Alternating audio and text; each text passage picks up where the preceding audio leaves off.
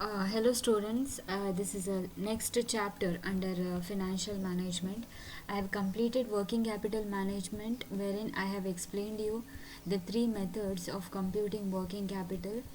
One is the statement method, then another is formula method, then the last one is operating cycle method. This is a third chapter for you.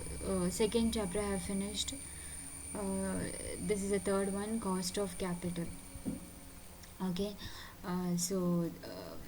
I'll be explaining here. This is a practical chapter wherein you have the formulas. You have to use the formula and calculate the cost of equity, cost of debentures, and cost of preference shares.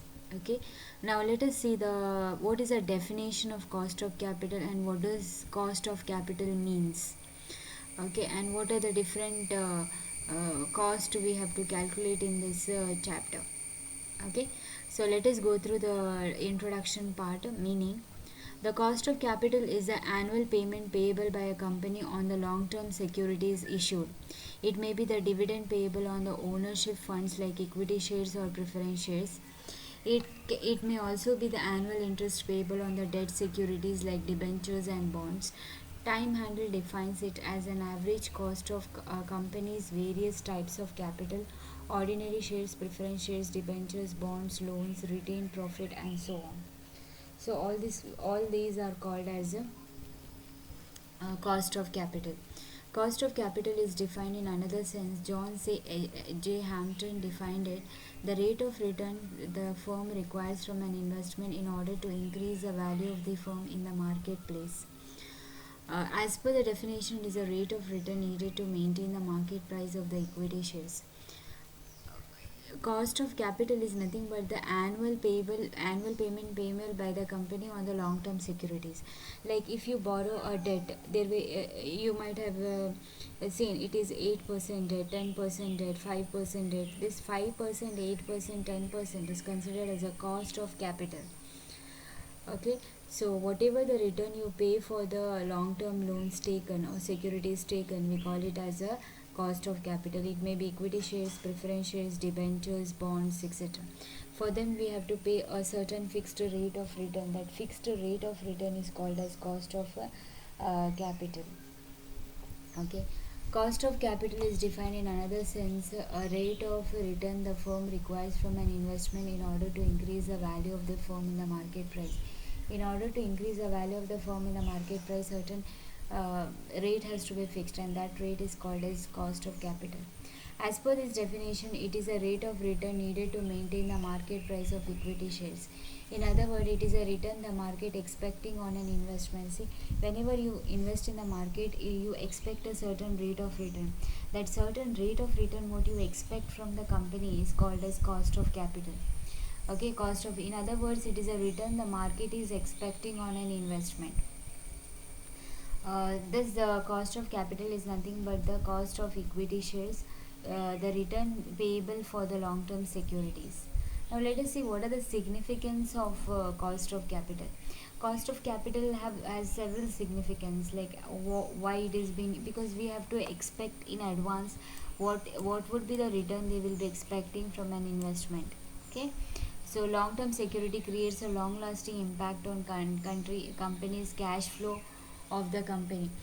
Cash flow of the company in the sense, if you pay a return, you have to pay certain interest for that. So if you borrow at a higher rate of interest, the profit will be washed out by paying a interest. So they have to keep all this in account, the cost of capital, so that their future may not be spoiled.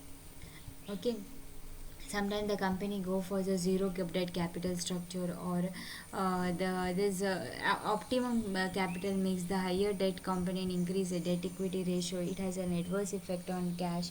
So all this important, it affects the profitability.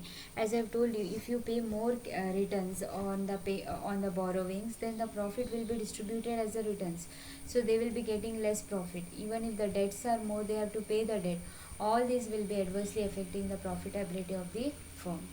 Okay, next let us see the components of cost of capital. There are three components: cost of equity, cost of preference shares, and cost of debt. In this chapter you have to calculate cost of debt, cost of equity, and cost of preference shares. Let us see what is cost of equity. And under cost of equity, there are two methods to compute cost of equity. Okay. So let us see what is cost of equity is the annual cost payable by the company on its equity share. Originally, it was considered to be the dividend per share divided by the face value of the share. The dividend declared at a certain percentage on the face value of the shares. It was divided by the face value of the shares. Subsequently, many other factors entered in this computation. Okay, so there is other computations also been referred here, as if how to make use of all those things and how does the cost of equity will be affected. So cost of equity plays very important role. It is a return payable by the company to the shareholders. Okay, there are three models here to dividend yield method, dividend growth method. Okay, then yield growth method, there is another method, third method we have. First we will go through the first method, dividend yield method. Under dividend yield method, the formula goes like this: KE is equal to D divided by P into 100. This you have to remember. KE is equal to D divided by P into 100. Now D refers to dividend per share price, P refers to market price, and into 100. Okay. Okay, this is a simple formula: D divided by P into 100. P refers to market price. When the market price is not given in the problem, in that case you have to find out P. P is equal to issue price. Okay, see, market price exists for the company already listed. So some of the company may not be listed. For them, the market price will not be there. In that case, you have to calculate the market price.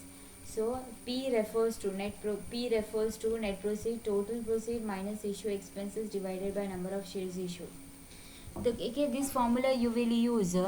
This formula, this P represent the net proceed. This formula you will use when the market price is not given. P refers to market price. When the market price is not given in the problem, in that case you will use that formula. Okay, so total proceed divided by issue price divided by number of shares issued. Let us see the problem. First problem, total proceed is nothing but whatever the if like 5,000 shares were issued at rupees 10, so total rupees amount is 5,000 into 10, like that. Issue price, if there is any issue expenses, like see it is given here: underwriting commission, fees of merchant bankers, printing expenses, bankers commission, and other expenses. All these will be considered as issue expenses. These expenses are to be deducted, divided by number of shares, total number of shares you have to divide. You will get net proceeds per share, that is P. Okay, now let us move to the next problem. Calculate the cost of equity shares.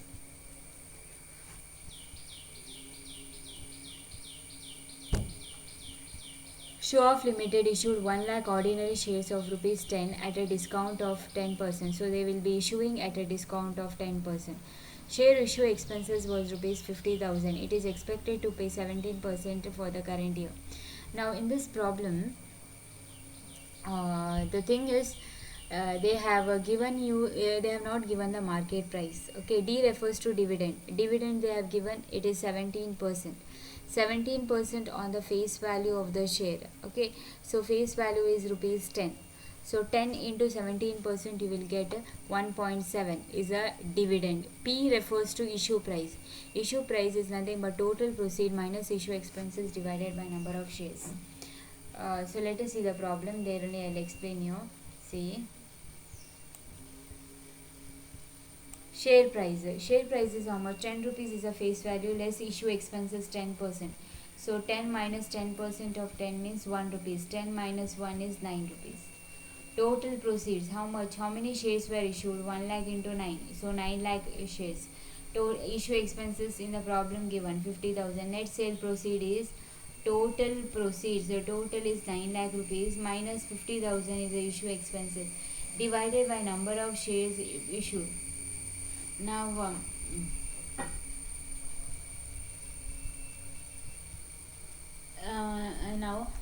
what is that is 9 lakh minus 50,000, you will get 8 lakh 50,000. Total proceeds minus issue expenses, that is 9 lakh minus 50,000, you will get 8 lakh. Number of shares issued is given in the problem, that is 1 lakh. See here, number of shares issued 1 lakh. So it is 1 lakh. 1 lakh. So 8,50,000 divided by 1 lakh, 8.50. Now dividend per share is 10 rupees is a face value, 17 rupees is a dividend rate. So 10 into 17 you will get 1.70. The formula is D divided by P into 100, that is 1.70 divided by 8.50 into 100, you will get a 20%. Okay, so simple formula it is to calculate the cost of equity. D divided by P into 100. D refers to dividend, P refers to net proceeds or market price into 100. If the market price is not given, the formula is total net proceed minus issue expenses divided by number of shares. In this problem they have not given you the issue price, market price. In that case you have to calculate the net proceeds. So D refers to dividend per share, 17% it is given and it is on face value. So 10 into 17% you will get 1.70. P refers to net proceeds. Net proceeds, the formula is total proceed. How much they receive. Total proceed is nothing but from 10 rupees face value, 10% will go as issue expenses. Discount something. So discount 10% deducted from 10, you will get say rupees a discount of 10%. At a discount of 10%, so that discount if you deduct 9 rupees, total proceed is number of shares into 1 share, price per share 9, 1 lakh into 9, net sale proceeds, issue expenses given in the problem 50,000. Okay, so 1 lakh, 9 lakh minus 50,000, 8 lakh 50,000, then divided by number of shares, you will get the amount. Now D is dividend. Dividend is 1.70, P is 8.50 into 100, you will get the answer 20%. So 20% amount is 20% rate is the cost of equity. In this problem, market price is not given. In that case, you have to calculate like this. Okay, any doubts if you have, you can message me personally. Copy the same in your notes. I'll be sending the PDF as well as the recorded video. Listen properly. Simple formula you have to use and calculate, but you should know what is net proceeds, what is issue expenses, how when the market price is given, what to do, when the market price is not given, what to do. So all this, read the explanation explained by me properly, you will understand. Thank you.